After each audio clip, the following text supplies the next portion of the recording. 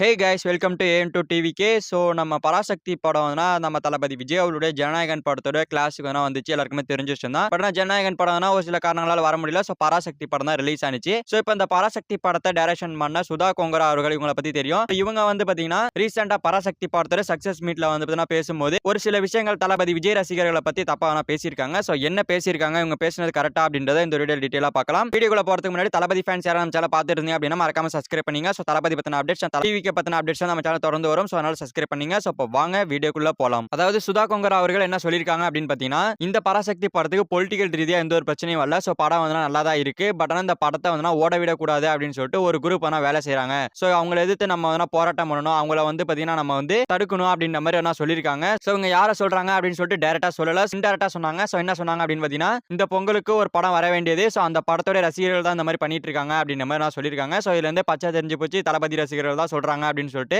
So அப்படின்னா தளபதி ரசிகர்கள் கண்டிப்பா பாத்தீங்கன்னா இந்த மாதிரி செஞ்சிருக்காங்களா, தளபதி ரசிகர்கள் பாத்தீங்கன்னா இந்த படத்தை பத்தி தப்பா பேசி படத்தை ஓட விடாம பண்ணிட்டாங்களா அப்படின்னு கேட்டீங்கன்னா கண்டிப்பா கிடையாது. சோ இந்த படம் பாத்தீங்கன்னா ஒரு உண்மை சம்பவத்தை தழுவி எடுத்தது. சோ அப்படி இருக்கும்போது இந்த படத்தோட ஒரு இம்பாக்ட் அப்படின்றது நல்லாவே இருக்கணும். பட் அது நிறைய பேர் இல்ல, எனக்கு மிஸ் ஆகுது அப்படின்னு சொல்லிட்டு இருக்காங்க. சோ நிறைய பேர் பாத்தீங்கன்னா இந்த படத்துக்கு மிக்ஸ்டு ரிவ்யூ தான் கொடுத்திருக்காங்க. நிறைய பேருக்கு பிடிக்கல, ஒரு சில பேருக்கு பிடிச்சிருக்கு. சோ பிடிச்சிருக்கு அப்படின்றது அவங்களோட ஒப்பீனியன். சோ பிடிச்சிருக்கு பாக்குறாங்க, ஓகே. சோ பிடிக்கல அப்படின்றது அது அவங்களோட ஒப்பீனியன் அப்படின்னு தான் சொல்லணும். சோ அவங்களுக்கு பிடிக்கல, அவங்க போகல. சோ அவங்க அவங்களோட கருத்தை தெரிவிக்கிறாங்க. சோ நானுமே அந்த படம் பார்த்தேன். சோ மிக்ஸ்டு ரிவ்யூ அப்படின்னு தான் சொல்லணும். சோ அந்த அளவுக்கு ஒரு இம்பாக்ட் இல்ல. உண்மை கதை தான், உண்மை கதை அப்படியே எடுக்கணும். பட் இவங்க பாத்தீங்கன்னா கலைஞருக்கு, அதாவது டிஎம்கேக்கு சப்போர்ட் பண்ற மாதிரி ஒரு சில சீன்ஸ் எல்லாம் உள்ள வச்சு எடுத்ததுனால என்னமோ தெரியல, இந்த படம் ஒரு மாதிரி போயிடுச்சு. அதனால தான் ஒரு சில பேருக்கு பிடிக்கல. சோ நிறைய பேர் மிக்ஸ்டு ரிவ்யூ தான் சொன்னாங்க. சோ படத்தோட ரிவ்யூ இப்படி தான் வருது. சோ அதான் எடுத்து சோசியல் மீடியாஸ்ல போடுறாங்க. சோ அதான் தெரியப்படுத்துறாங்க நிறைய பேருக்கு. சோ அதை பாத்தீங்கன்னா தளபதி ஃபேன்ஸ் தான் காரணம். தளபதி ஃபேன்ஸ் தான் பாத்தீங்கன்னா இந்த படத்தை ஓட விடாம தடுக்கிறாங்க. அதாவது இந்த ஒரு படம் சூப்பரா இருக்கிற மாதிரியும் வேற லெவல்ல இருக்கிற மாதிரியும் இந்த படத்துக்கு போயிட்டு கூட்டம் கூட்டமா மக்கள் பீப்புள் ஆடியன்ஸ் நிறைய பேர் பார்த்துக்கிட்டே இருக்கிற மாதிரியும் இதை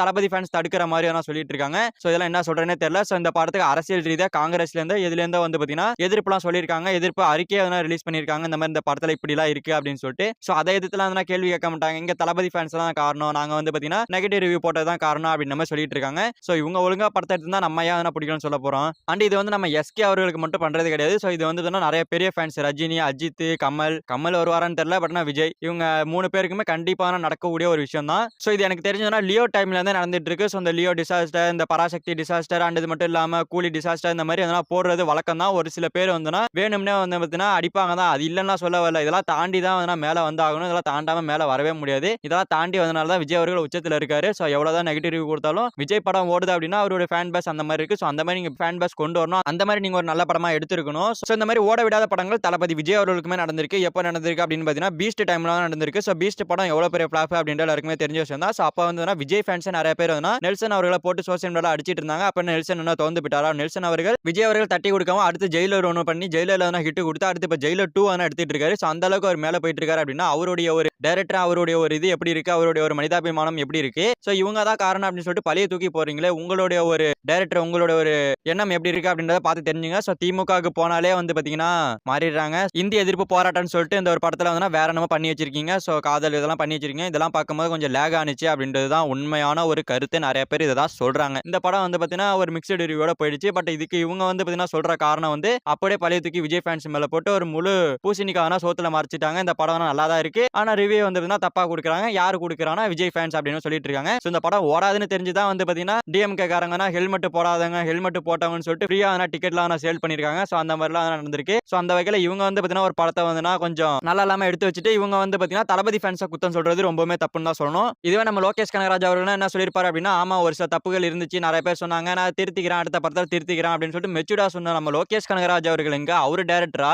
இல்ல இதெல்லாம் காரணம் இவங்க தான் அப்படின்னு சொல்லிட்டு பழைய தூக்கி போறாங்களே, இவங்க டைரக்டரா அப்படின்ற மாதிரி தான் எனக்கு கேட்க தோணுது. சோ எனக்கு லோகேஷ் கனகராஜ் தான் ஞாபகம் வராரு. சோ அவர் தான் பாத்தீங்கன்னா கரெக்டா லியோ படத்துல இதெல்லாம் நல்லா இல்லைன்னு சொல்லிட்டு விஜய் ஃபேன்ஸே நிறைய பேர் சொன்னாங்க. விஜய் ஃபேன்ஸே பாத்தீங்கன்னா இந்த மாதிரி விஷயங்களை சொல்லவும் ஓகே நான் அதை எடுத்துக்கிறேன் அப்படின்னு சொன்னாரு. சோ அவரு டைரக்டரா அடுத்த படத்துல மாத்திக்கிறேன்னு சொன்னாரு. அவரு டைரக்டரா இல்ல நிறைய எஸ்கே ஃபேன்ஸ் பாத்தீங்கன்னா இந்த விஷயங்கள்லாம் எங்களுக்கு கொஞ்சம் இதா இருக்கு, கொஞ்சம் இம்பாக்ட் வரல, கொஞ்சம் எஸ்கே அவர்களை மாசா காமிச்சிருக்கலாம் அப்படின்னு சொல்லிட்டு நிறைய எஸ்கே ஃபேன்ஸ் எல்லாம் சோசியல் மீடியாஸ்ல போட்டுட்டு இருக்காங்க. சோ அதெல்லாம் பாத்தீங்கன்னா இவங்க எடுத்துக்காம இல்ல இது காரணம் விஜய் ஃபேன்ஸ் தான் அப்படின்னு சொல்லிட்டு மொத்தமா பழைய தூக்கி விஜய் ஃபேன்ஸ் மேல போடுறாங்களே, இவங்க டைரக்டரா அப்படின்னு நம்ம தான் கேட்க தோணுது. அதாவது ஒரு படத்தை பத்தி விமர்சனம் வருது, பேட் விமர்சனம் வருது அப்படின்னா அதை எடுத்துக்கிட்டு அடுத்த படத்தில் திருத்திக்கிறேன் அப்படின்னு சொல்லணும். இல்ல அப்படின்னா நல்ல ரிவ்யூ வருது அப்படின்னா ஓகே ஆல் தி பெஸ்ட் அப்படின்னு சொல்லிட்டு போகணும். அத விட்டுட்டு வந்து பார்த்தீங்கன்னா, இதுக்கு காரணம் இவங்க, அதுக்கு காரணம் இவங்க அப்படின்னு சொல்றதெல்லாம் ரொம்பவுமே தப்பு. ஸோ அந்த வகையில பார்த்தோம் அப்படின்னா, யாரும் யார் படத்தையும் ஓட விடாமலாம் இருக்க முடியாது. ஸோ எஸ்கே ஃபேன்ஸ் போய் பார்த்தாங்க. எஸ்கே ஃபேன்ஸ்க்கு புடிச்சிருக்கு. அவங்க அதெல்லாம் போயிட்டு இருக்காங்க. ஸோ இன்னொரு கேள்வி ஒண்ணு கேட்கணும்னு நெனச்சேன். என்ன அப்படின்னா, ட்ரெய்லர் ரிலீஸ் ஆனதுமே 50 மில்லியன் வியூஸ் போனுச்சு. ஏன் அந்த 50 மில்லியன் பேரும் போய் படத்த பார்க்க வேண்டியதானே? எல்லாத்துலயும் ஒரு பித்தலாட்டம் பண்ணி வச்சுறது. பண்ணி வச்சுட்டு எல்லாத்துக்கும் காரணம் விஜய் ஃபேன்ஸ் அப்படின்ற மாரி சொல்லிட்டு போறது. இதெல்லாம் என்ன நியாயம்னே தெரியல.